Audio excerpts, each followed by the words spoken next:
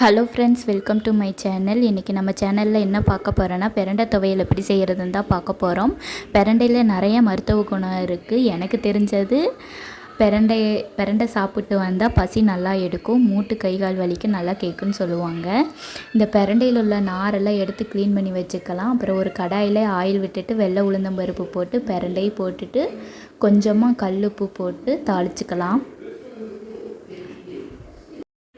பிரண்டை நல்லா வதக்கி எடுத்துக்கலாம், இல்லைன்னா கசக்கும் நல்லா வதக்கலைன்னா. வதங்கினதுக்கப்புறம் சின்ன வெங்காயம், பூண்டு, பச்சை மிளகாய், வரமிளகாய், கொஞ்சமாக புளி சேர்த்து நல்லா வதக்கி எடுத்துக்கலாம்.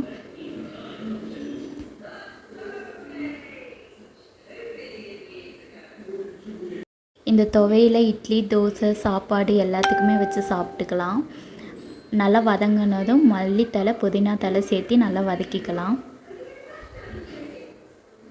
கொஞ்சமாக தேங்காய் பூ சேர்த்து வதக்கிக்கலாம். இது எல்லாம் நல்லா வதங்கினதுக்கப்புறம் இதை தனியாக எடுத்து ஒரு பிளேட்டில் போட்டு சூடு ஆற வச்சுட்டு இந்த துவையில் அரைச்சி எடுத்துக்கலாம்.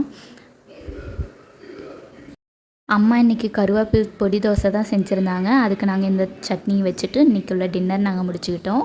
இந்த வீடியோ உங்களுக்கு பிடிச்சிருந்ததுன்னா மறக்காமல் லைக் பண்ணிக்கோங்க, எங்கள் பேஜை ஃபாலோ பண்ணிக்கோங்க. தேங்க்யூ. இந்த டிஷ்ஷை ட்ரை பண்ணி பாருங்கள்.